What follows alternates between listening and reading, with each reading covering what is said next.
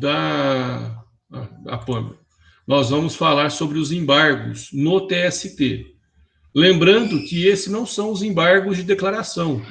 Esses são os embargos previstos no 894. Ou seja, antes eram 3 e agora são 2 hipóteses de embargos possíveis no TST. Então, hoje, nós vamos encerrar essa parte recursal com os embargos.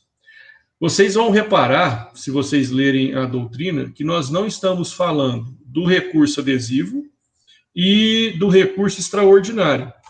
Esses 2 recursos, em tese, eles não são... O recurso adesivo seria, mas ele está no material da apostila de vocês. Então, ele é um recurso menos difundido, menos utilizado na Justiça do Trabalho, e o recurso extraordinário é o mesmo que vocês tiveram no processo civil. Então, como o processo civil vocês têm mais semestres do que o processo do trabalho, o recurso extraordinário a gente vai passar por ele em algumas perguntas. Por exemplo, no final da aula, a gente não vai falar do recurso extraordinário. Se você tiver alguma questão que aplica-se ao processo civil e que você queira saber se é aplicável no processo de trabalho, você pode perguntar. Mas o recurso extraordinário no processo de trabalho, ele tem a mesma finalidade que ele tem no processo civil, que é atender, resolver, pacificar ofensas à Constituição Federal. Seria isso. Se houver alguma pergunta mais especificamente em relação a isso, pode me chamar aqui que eu esclareço, ou pode perguntar no grupo também, de qualquer forma. Pessoal, a imagem está travada, a voz também está travada ou a voz está normal?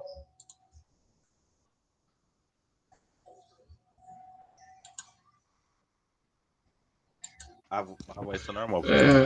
Ontem não teve jeito de dar aula, que a internet não permitiu. Hoje aqui a câmera está indo para o mesmo caminho. Então, vou tentar de novo aqui. Se continuar travando, vou deixar sem o vídeo, porque não está indo de jeito nenhum. Aí ficar insistindo vai ser pior. Deixa eu só...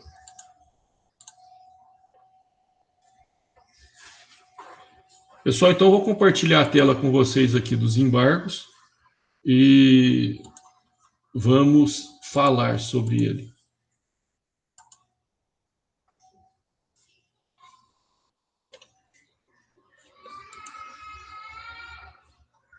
Vocês estão vendo a tela aqui dos embargos?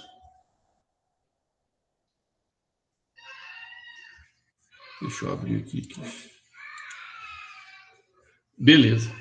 Então, pessoal, os embargos, da forma como nós temos ele na CLT, não presta para corrigir contradição, obscuridade ou omissão. Esses embargos aqui, eles são extremamente específicos no sentido de uniformizar a jurisprudência do TST. Ou seja, a finalidade desses embargos nada mais é do que trazer uma segurança maior àquilo que está sendo julgado pelo tribunal. Ou seja, a finalidade desses embargos é uniformizar tanto o dissídio individual quanto o dissídio coletivo. Então, para análise desse recurso propriamente dito, nós vamos utilizar muito, mas sim, muito mesmo o regulamento, o regimento interno do TST. Nós vamos usar muito súmulas e orientações jurisprudenciais, nós vamos usar a própria CLT e o CPC, a gente vai usar ele vagamente no que tange as obrigações a serem cumpridas previstas no 932, que é aquela questão para uniformizar a jurisprudência. Deixa eu só tentar aqui a última vez conectar a câmera. Não vai rolar mesmo. Continua vendo a tela, né?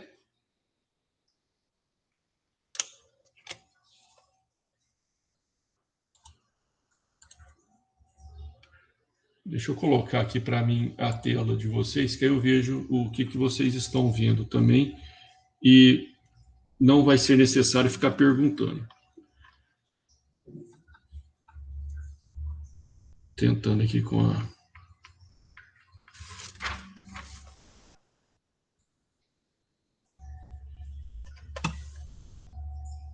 Só um minutinho, Zé Neto.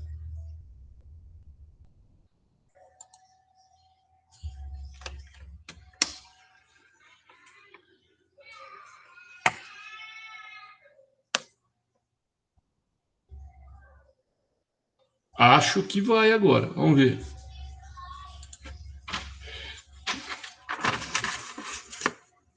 Destravou? Mudei a rede de internet aqui, coloquei a 5G. Vamos ver se vai dar certo.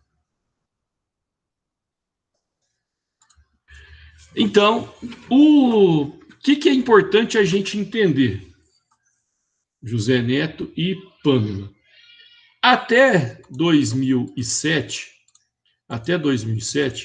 nós tínhamos essas 3 hipóteses de cabimento dos embargos para o TST. Só que aí, com a promulgação da Lei 11.496 em 2007, essa hipótese aqui, ela foi suprimida. O que falava essa hipótese de embargos de nulidade? Que seria cabível embargos ao TST quando a decisão embargada contrariasse lei federal ou a Constituição Federal. Só que o que a gente precisa entender? Que nós já temos um recurso, no caso, o extraordinário, para atacar, por exemplo, aspectos afetos à divergência quanto à Constituição.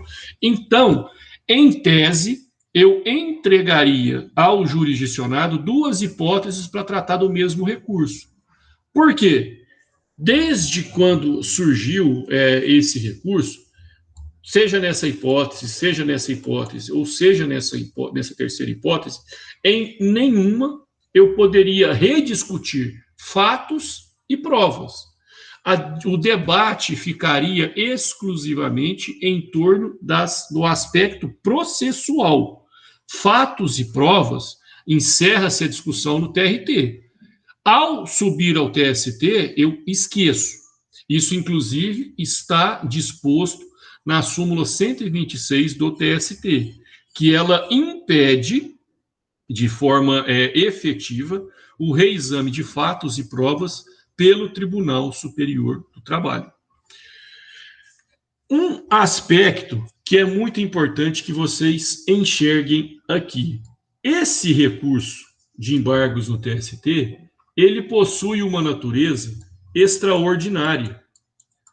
O que corresponde esse aspecto extraordinário desse recurso? É que ele não foi feito para a gente debater provas. Ele é um processo extraordinário porque ele não vai ser analisado em todos os casos. Eu tenho aqueles casos em que ele cabe e eu tenho aqueles casos em que ele não cabe. Ele não é, por exemplo, como um recurso ordinário. O recurso ordinário, sendo ele tempestivo e cumprindo com os pressupostos, todo final de processo, toda sentença do rito ordinário ou do rito sumaríssimo, ela vai permitir a interposição do recurso ordinário. Em contrapartida, não é toda decisão no TST que vai permitir os embargos. Então, nós vamos entender que os embargos de divergência, ele presta para um tipo de processo e que os embargos infringentes, ele presta para outro tipo de processo. Por essa razão, por eu já ter outros recursos que ataquem o objeto de defesa dos embargos de nulidade, ele deixou de existir a partir de 2007. Portanto, hoje, o TST, ele poderá acolher os embargos quando eles versarem sobre a divergência ou quando eles versarem pelos embargos infringentes. Então, esses dois tipos de embargos serão estudados por nós hoje. Nós vamos começar pelos embargos de divergência. Os embargos de divergência, ele possui previsão legal no artigo 894 da CLT, sucessivas alterações nesse artigo, em 2007, em 2014, aí vem a brincadeira, a cada 7 anos tem uma alteração nesse artigo, ou seja, ano que vem está chegando. Existe previsão legal também no artigo 78 do Regimento Interno do TST. Pois bem, primeiro detalhe, esses embargos de divergência, ele será cabível contra decisão em dissídio individual. E ele possui 5 hipóteses de cabimento.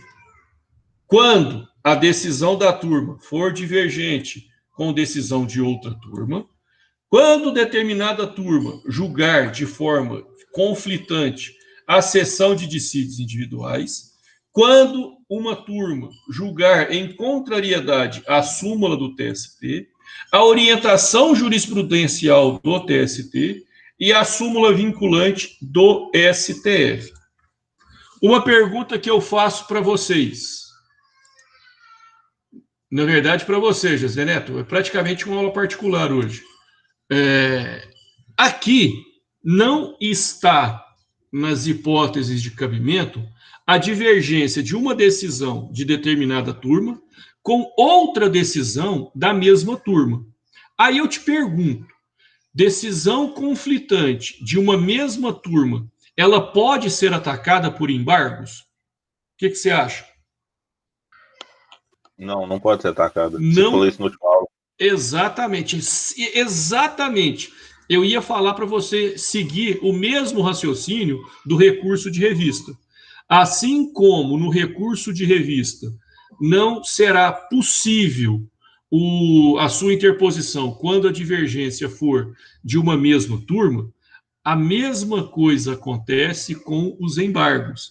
Então, eu preciso comprovar que essa divergência ela não é interna daquela turma e que ela enquadra em algum desses 5 hipóteses previstas onde? No artigo 894. O artigo 894, ele dispõe especificamente o seguinte. Depois, Zé Neto, se você tiver curiosidade, abra a CLT pelo site do Plano. Peraí, deixa eu fazer diferente.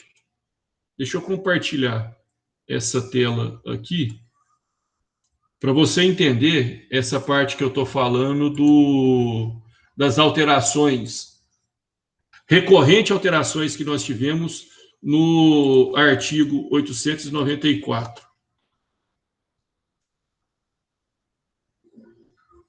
Ah, tá aberto aí? Então, beleza. É bom que da próxima vez eu já não abro mais.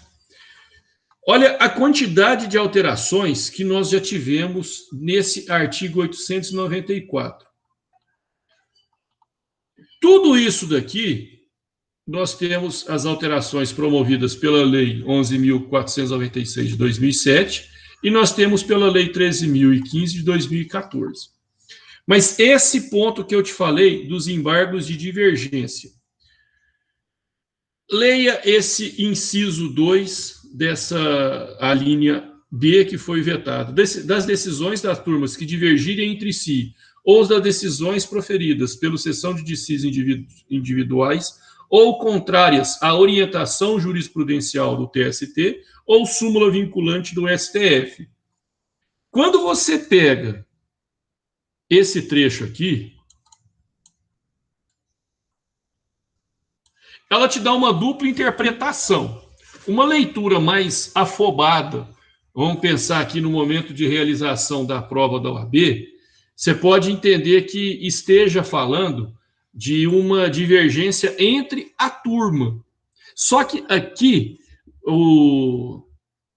a condição gramatical que nós temos que entender é isso daqui: decisões das turmas. Ou seja, em nenhuma hipótese será cabível os embargos contra a decisão conflitante de uma mesma turma. Essa decisão conflitante, eu preciso demonstrar que ela existe de acordo com julgados de outra turma, de acordo com orientação jurisprudencial, de acordo com súmulas, de acordo com jurisprudência pacífica. Lembra daquele ponto da divergência atual que nós tratamos na última aula do recurso de revista? É a mesma coisa que nós precisamos observar ao tratar do recurso de embargos. E por quê? Porque, assim como acontece no recurso de revista, eu preciso demonstrar que essa divergência ela é atual. Sabe aqueles meios que eu utilizo para comprovar que a divergência do recurso de revista ela é atual? Mesma coisa. Pode ser com a certidão, pode ser com o repositório jurídico, pode ser da maneira que estiver disponível. O único detalhe, não pode deixar de acontecer. Essa divergência, ela tem que ser apresentada nos autos. Eu posso, professor, em um rompante de inovação jurisprudencial, deixar de apresentar essa divergência atual em razão de, por exemplo, ser dominante o entendimento de que essa divergência ela acontece? Não. Isso não é presumível. Isso tem que ser provado, exceto naquelas condições em que houver a alteração legislativa ou a alteração do entendimento após a interposição do seu recurso. Aplica-se inteiramente os mesmos critérios observados no recurso de revista. Certo?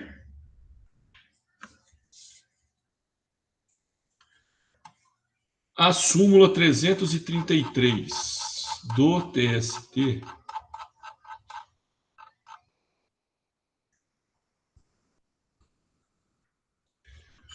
ela fala o seguinte: não ensejam recurso de revistas, e aqui aplica-se aos embargos, decisões superadas por iterativa, notória e atual jurisprudência do TST. Aí a gente cai naquele pleonasmo. Atual é tudo aquilo que não é velho, segundo a leitura do artigo 333 do TST. E como eu havia dito lá no comecinho da aula, o regimento interno, ele, no seu artigo 182, ele pacificou, por exemplo, se a orientação jurisprudencial ela pode ser utilizada como meio de demonstrar que o entendimento ele é atual. O artigo 182, esse daqui, do regimento interno, ele fala o seguinte: as orientações jurisprudenciais e os precedentes normativos expressarão a jurisprudência prevalecente das respectivas subseções, quer para os efeitos do que contém a súmula 333 do TST, quer para o que dispõe o artigo 251 deste regimento. Ou seja, essa divergência atual, eu tenho uma amplitude maior para poder comprovar aquilo que enquadra-se nessa condição. Então, eu acho que está no próximo slide. Aqui nos embargos, uma matéria que eu tenho que cumprir é a matéria do pré-questionamento. Então, eu preciso pré-questionar a matéria que eu pretendo atacar via os embargos. Certo? José Neto, o que eu estou falando aqui, se estiver ficando incompreensível, se não estiver claro, você me fala que a gente volta e vai do jeito que for necessário para que fique tranquilo. Professor, eu tô um pouquinho perdido. Em que parte? Em tudo ou alguma coisa especificamente? Não, é meio que tudo. Meio que tudo. Então vamos lá. Você quer começar do início ou você quer a partir de algum ponto especificamente? Dessa última parte só. Beleza. Da, Vamos da súmula tentar. 333. Oi? Ah, da súmula Da súmula 333. 333. Isso. Não, o que eu quis dizer com a leitura da súmula e com a leitura do artigo 182? A súmula do 333, ela vira para o estudante, para o advogado, para o magistrado e fala: atual é aquilo que não foi superado por uma jurisprudência já dominante. E isso entrega ao jurisdicionado uma grande carga de subjetivismo. Então, o que o regimento interno ele traz? Ele traz no seu artigo 182 que uma orientação jurisprudencial ela prestará para comprovar como se fosse um entendimento prevalecente, um entendimento dominante. Ou seja, súmula serve para comprovar que é um entendimento dominante? Serve. Precedente normativo serve? Serve. Orientação jurisprudencial serve? Também serve. Então, pela leitura da súmula 333, mais do artigo 182 do regimento interno, nós devemos entender que divergência atual é tudo aquilo que não está sumulado, é tudo aquilo que não tem um precedente normativo e é tudo aquilo que eu não tenha uma orientação jurisprudencial. Então, se é um debate ainda em aberto na Justiça do Trabalho, significa tratar-se de uma divergência atual.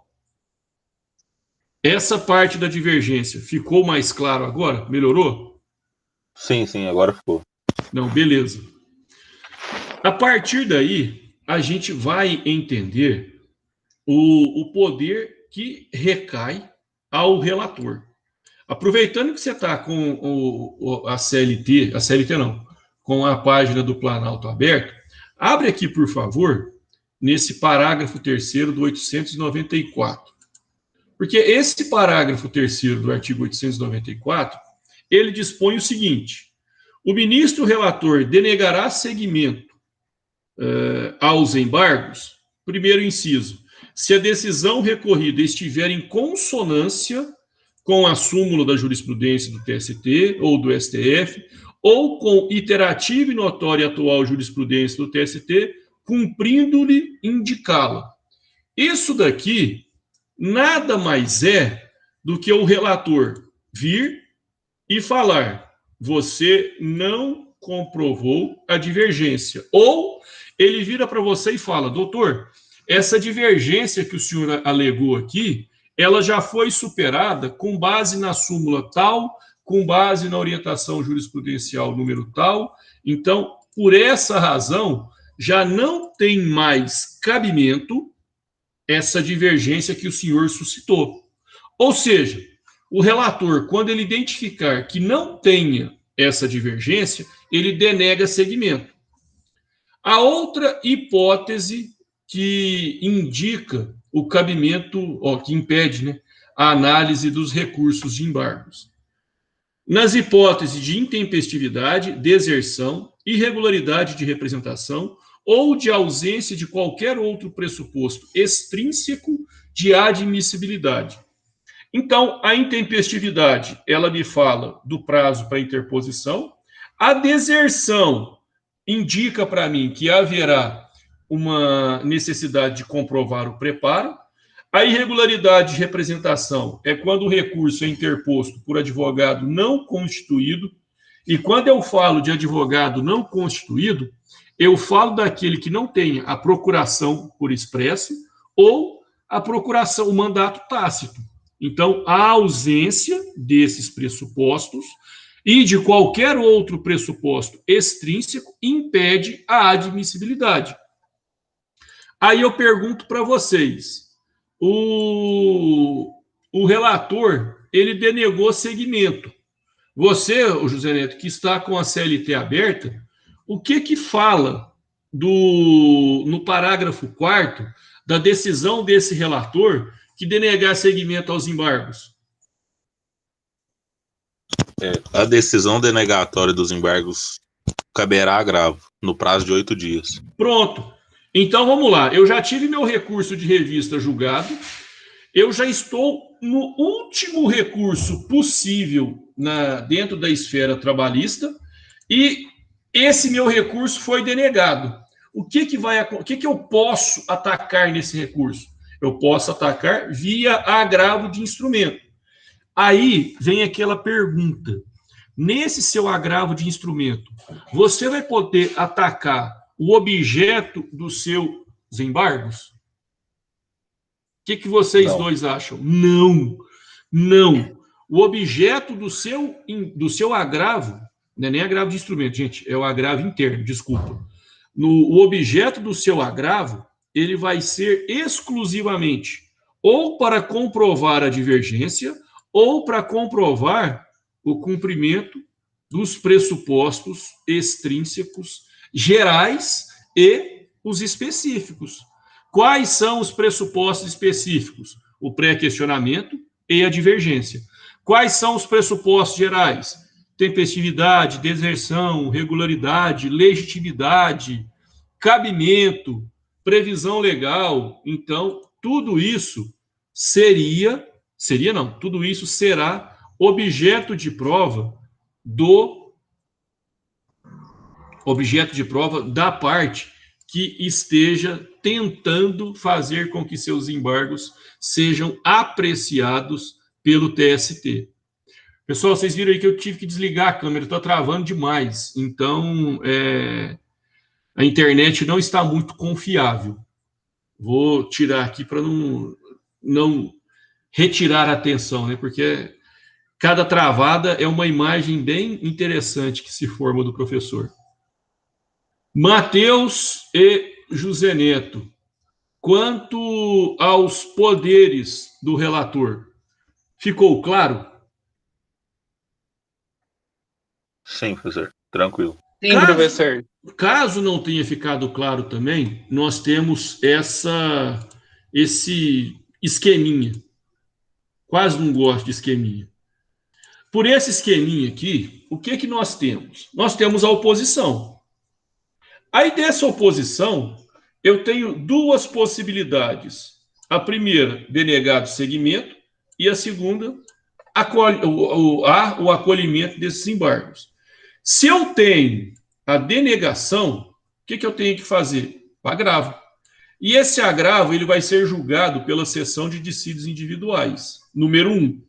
Isso está onde, professor? Isso, para quem tiver curiosidade, isso está no artigo 78 do Regimento Interno do TST. Só para eu abrir aqui o que ele fala. A seção especializada em dissídios individuais em composição plena ou dividida em duas subseções. Compete. Inciso 2. A subseção 1. Julgar os embargos interpostos contra decisões divergentes das turmas ou destas que divirjam de decisão da seção de dissídios individuais, de súmula ou de orientação jurisprudencial. Então, eu apresentei os meus embargos. Eles não foram admitidos, denegou o seguimento.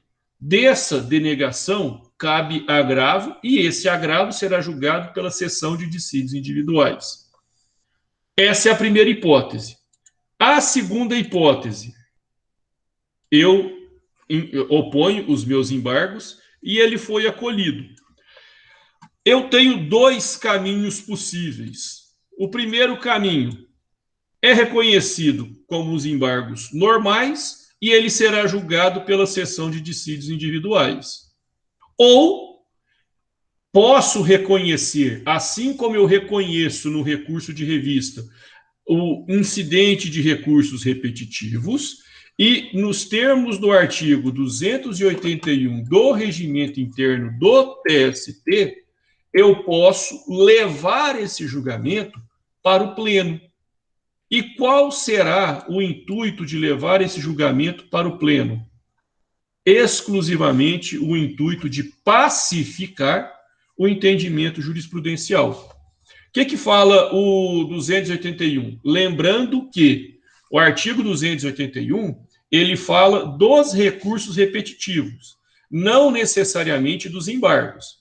Ele fala, havendo multiplicidade de recursos de revista ou de embargos para a subseção 1 da seção especializada em dissídios individuais, fundados em idêntica questão de direito, a questão poderá ser afetada a essa subseção ou ao tribunal pleno, por decisão da maioria simples de seus membros, mediante requerimento de um dos ministros que a compõem, considerando a relevância da matéria ou a existência de entendimentos divergentes entre os ministros dessa subseção ou das turmas do tribunal. Ou seja, o incidente de recursos repetitivos que nós estudamos na semana passada para o recurso de revista, ele aplica-se integralmente aos embargos. Quanto ao procedimento, algum de vocês dois, tem alguma pergunta a fazer?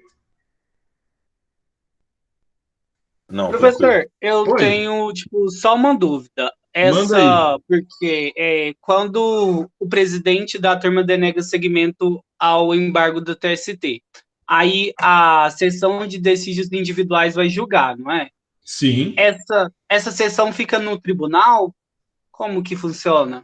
Essa sessão, ela é um dos órgãos em que o tribunal está dividido. Dentro do TST, nós temos o tribunal pleno, nós temos a corregedoria, nós temos a sessão de dissídios coletivos, nós temos a sessão de dissídios individuais 1, a sessão de dissídios individuais 2, e nós temos as turmas. Então, dentro de uma hierarquia, lá vai eu com o meu triangulinho. Dentro de uma hierarquia, nós temos a divisão no TST. Qual seria o órgão máximo? Aquele capaz de criar a súmula, o pleno. Se eu quero debater alguma coisa ligada ao dissídio coletivo, eu vou para a sessão de dissídios coletivos. Se é uma matéria de dissídio individual, eu tenho a sessão de dissídios individuais 1 e a 2. E eu tenho ainda as turmas. Então, dentro de um mesmo tribunal, eu tenho diferentes esferas de competência. Eu tenho diferentes órgãos com competências definidas. E onde estão definidas essas competências? No regimento interno. Matheus, foi isso que você perguntou ou eu dei uma viajada? Não, foi sim. Professor, eu tenho mais uma dúvida. Eu não sei nem se a partir... Assim, exemplo, eu pus um embargo de declaração no TST, né? Aí o presidente... esses embargos não é de declaração. Por exemplo, se for um dissídio individual, será o embargo de divergência. Se for um dissídio coletivo de competência originária do TST, aí será os embargos infringentes. Esse aqui não são os embargos de declaração. Ah, tá. Esse daí é o embargo infringente, então. O que nós estamos estudando agora é o de divergência. É porque eu estava trabalhando aí, eu cheguei um pouco atrasado. Não, sem problema. Mas pode fazer a sua pergunta. Aí eu peguei, aí o presidente denega o segmento, né? Aí cabe o agravo de instrumento, porque o agravo de instrumento que serve para destrancar recurso. Só que nessa decisão da SDI aí, seria uma decisão que se tornaria vinculante, que serviria para todos os casos que está lá no TST. Aí, se ele decidir, eu posso usar nos demais casos que tem no TST? Essa sua pergunta, ela resolveria se ela entrasse aqui, ó. Vamos supor que nós estejamos discutindo sobre a indexação, já é um ponto superado no TST, mas vamos supor que nós estivéssemos discutindo a indexação do salário mínimo para a fixação do adicional de insalubridade. Tem um debate de que o salário mínimo não pode ser indexador de nada e tudo mais. Vamos supor que o seu processo ele tenha entrado nessa questão dos recursos repetitivos e todos os demais processos que tratem dessa mesma matéria, eles serão suspensos. E aquele resultado que vier do seu processo, ele será replicado em todos os outros processos suspensos por serem idênticos. Então, sim, se for dado a ele a repercussão geral, ele será aplicado obrigatoriamente a todos idênticos ou não. Vamos supor que não seja dado a ele repercussão geral. Você vai utilizar ele como o quê? Você vai utilizar ele para comprovar essa divergência aqui, ó.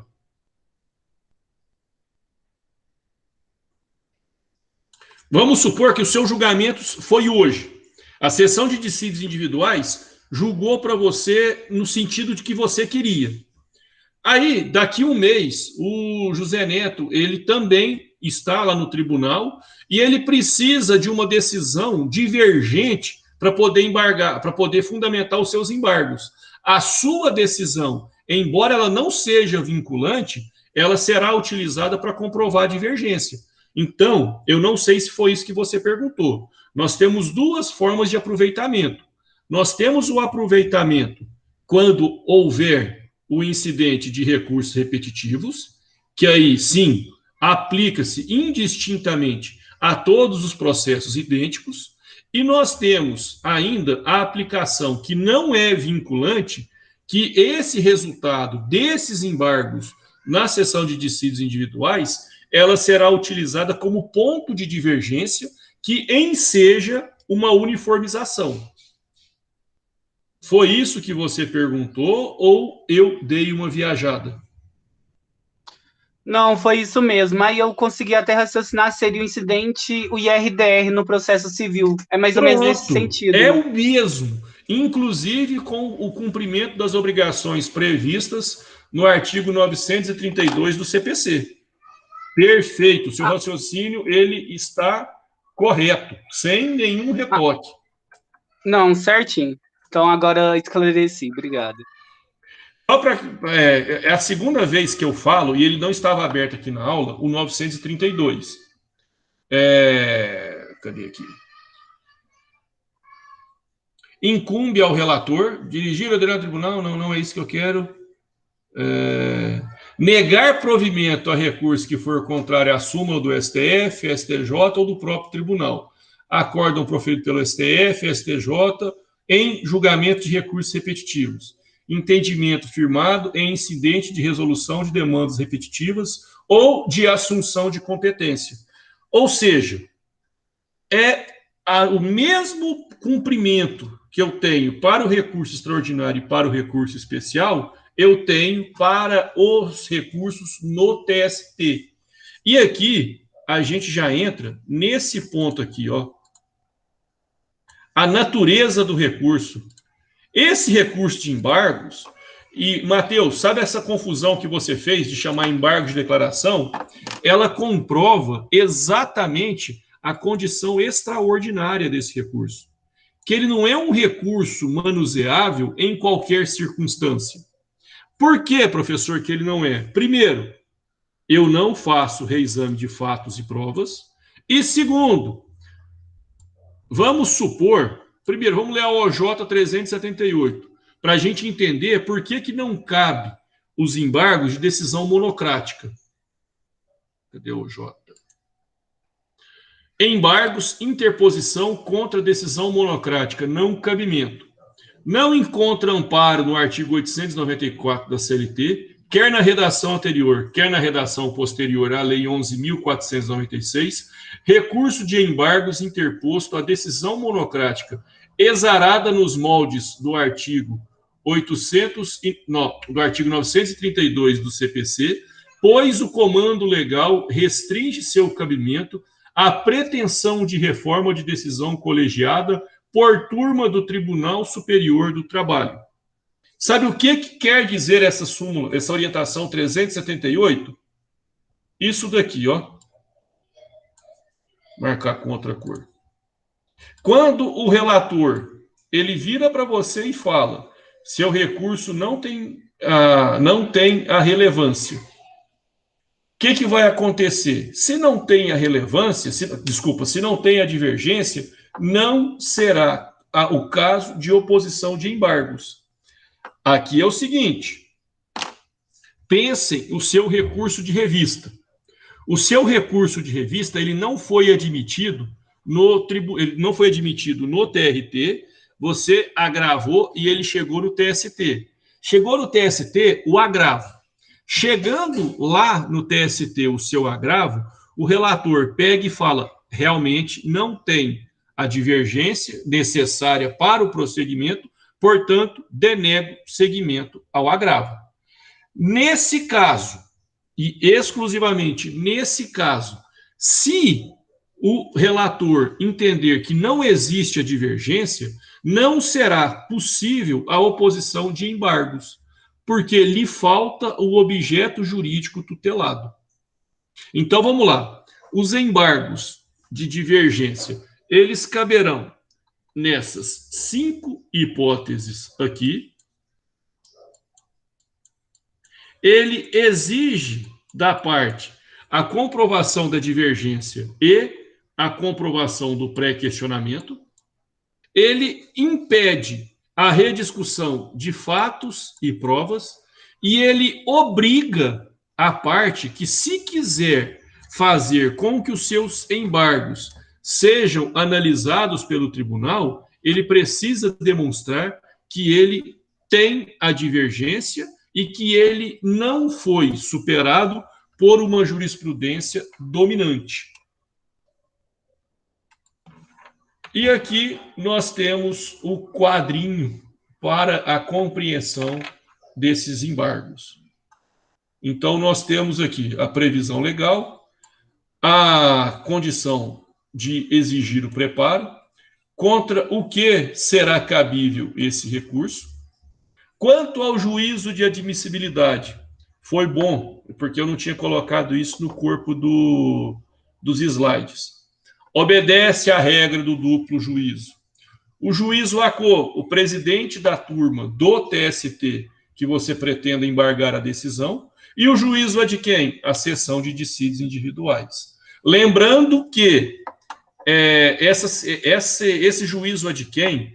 Ele será feito pela sessão de dissídios individuais, e se algum dos ministros entender que seja um caso de relevância, ele será levado para o pleno.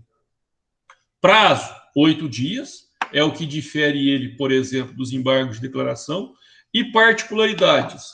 Ele será cabível somente em dissídios individuais, ou seja, processos que estejam no TST em grau de recurso de revista. Ele exige, assim como no recurso de revista, o pré-questionamento da matéria e a comprovação de se tratar de uma divergência atual. Certo? Quanto aos embargos de divergência, para a gente poder passar para os embargos infringentes. Alguma pergunta a fazer? Algo que não tenha ficado claro?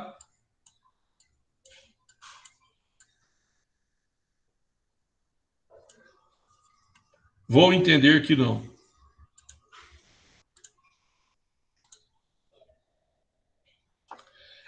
Agora, os embargos infringentes. Os embargos infringentes, ele está também na CLT, no artigo 894, na linha A, e ele tem a seguinte redação. Conciliar, cabe, no Tribunal Superior do Trabalho, cabe embargos no prazo de 8 dias da decisão não unânime de julgamento que conciliar, julgar, homologar conciliação em dissídios coletivos que excedam a competência territorial dos tribunais regionais do trabalho e estender ou rever as sentenças normativas do TST nos casos previstos em lei. Ou seja, os embargos infringentes, eles exigem que os processos sejam coletivos. Além disso, tem uma outra exigência que está implícita. Somente caberá embargos infringentes em processos de competência originária do TST. E essa previsão legal, ela encontra eco no artigo 77 do Regimento Interno. Esse artigo 77, ele fala o seguinte: a seção especializada em dissídios coletivos compete, inciso 2, em última instância, peraí, é o inciso 2? A linha C, exatamente. Em última instância, julgar embargos infringentes interpostos contra decisão não unânime proferida em processo de dissídio coletivo de sua competência originária, salvo se a decisão embargada estiver em consonância com precedente normativo do TST ou com súmula de sua jurisprudência predominante. Ou seja, no caso dos embargos infringentes, a comprovação da divergência é também um pressuposto obrigatório. Portanto, as 3 características principais: dissídios coletivos, acórdãos não unânimes e processos que sejam de competência originária do TST. Quanto ao cabimento, alguma pergunta?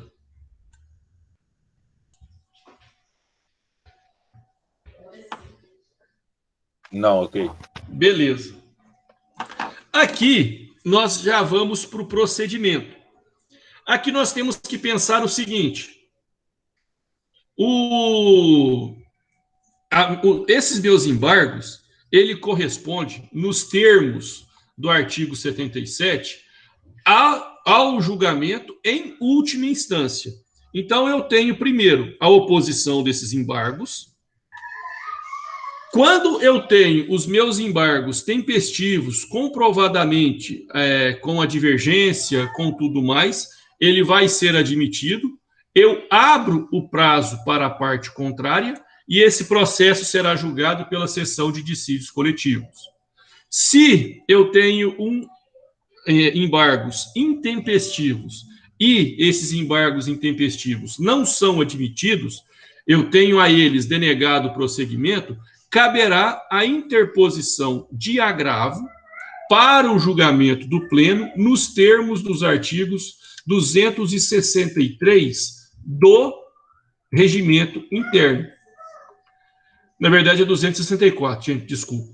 Não atendidas as exigências legais relativas ao cabimento dos embargos infringentes, o relator denegará seguimento ao recurso, facultado à parte contrária a interposição de agravo interno.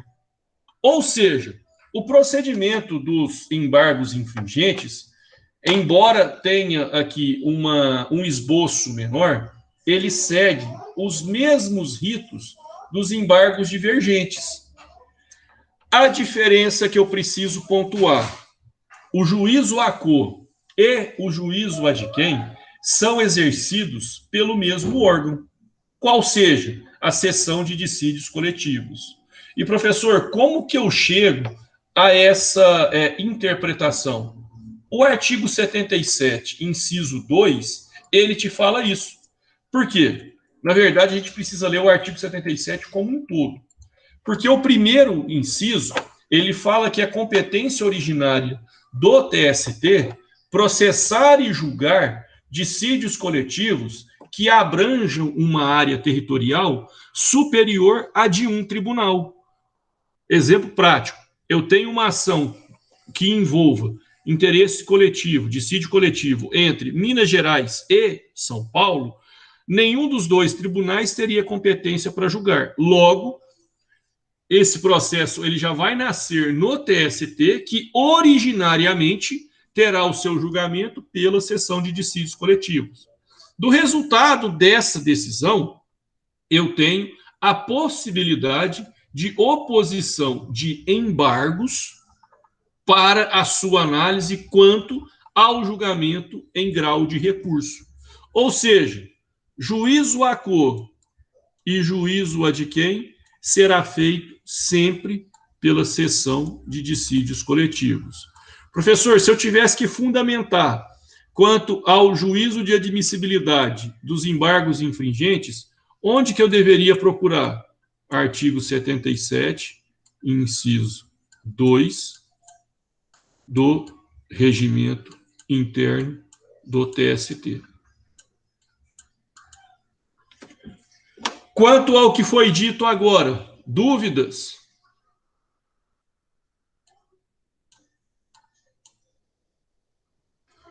Alguma dúvida? Não? Então, chegamos também ao nosso quadro com a previsão legal, com a presença da obrigação de preparo, com as hipóteses de cabimento. Qual que é o principal para entendimento desse cabimento aqui? Que será cabível os embargos infringentes contra decisões em dissídios coletivos que tenham como competência originária o próprio TST. Quanto à admissibilidade, segue a regra do duplo juízo. Quem é o juízo a cor? A seção de dissídios coletivos. Quem será o juízo a de quem? A mesma seção para dissídios coletivos. Qual é o prazo para a interposição, para a oposição desses embargos? 8 dias. E quais são as suas particularidades? Como eu disse há pouco, o fato de ser um recurso, uma ação originária do TST e tratando-se de um acórdão não unânime. Pessoal, eu gostaria de perguntar para vocês se ficou tudo claro. Deixa eu tentar de novo, pelo menos agora do encerramento, ligar essa webcam. Ficou tudo claro com o que nós falamos aqui nessa aula de hoje? Alguma coisa não tenha ficado claro e vocês gostariam que eu respondesse? Ou está tudo tranquilo, ficou claro, estou preparado para qualquer questionamento sobre o que foi dito na aula de hoje? Agora vocês precisam manifestar-se. Não, que tranquilo, professor. Então, professor, ficou claro. Até o dia da prova, quando voltar, né? Mas vai dar certo. Esses recursos de embargo, se servir de consolo, nunca foi cobrado na prova da OAB como a peça. E em questões de primeira fase, o que ele vai perguntar são endereçamento. Qual vai ser a competência da seção de dissídios coletivos? Se compete à seção de dissídios individuais 1 ou 2, o julgamento dos embargos de divergência. São esses os tipos de perguntas que cairão na prova. Para essas duas perguntas, será competência, quando será competente a seção de dissídios coletivos para o julgamento de embargos no TST? Será competente quando tratar-se de acórdão não unânime proferido em ação de competência originária do TST que verse sobre dissídio coletivo que envolva uma área territorial que abranja mais de um tribunal. E a segunda, será a competência da seção de dissídios individuais 1 ou 2, o julgamento dos embargos de divergência, conforme previsão expressa no regimento interno do TST, compete à seção de dissídios individuais 1, o julgamento dos embargos no TST. São esses os tipos de perguntas possíveis nas primeiras fases da OAB. Certo? Pequeno pessoal. Certo. Pequeno, né? Porque são só 2. É praticamente uma aula particular. E, assim, a única coisa que me deixa preocupado, e está me deixando preocupado, é que eu não tenho visualizações por isso que já está no YouTube, para eu poder ver quem está assistindo, para poder ver quantas pessoas estão assistindo, e eu não tenho visualizações suficientes para a quantidade de alunos da sala. Então, aqui fica, até caso alguém chegue a esse ponto no YouTube, fica aqui registrado a minha preocupação com a forma que está sendo conduzido. Então, vocês dois não, porque vocês são extremamente frequentes, mas o restante da sala tem ficado bem aquém da interação, até para eu poder ter um feedback. Então, pessoal, fica aqui aberto para qualquer outras perguntas. Do mais, declaro encerrada essa sessão. Tenham todos uma excelente semana e aguardem que eu já devo enviar os trabalhos ainda essa semana, entre hoje e amanhã. E a tela travou de novo. Pessoal, então, abraço para vocês. Fiquem todos com Deus, fiquem todos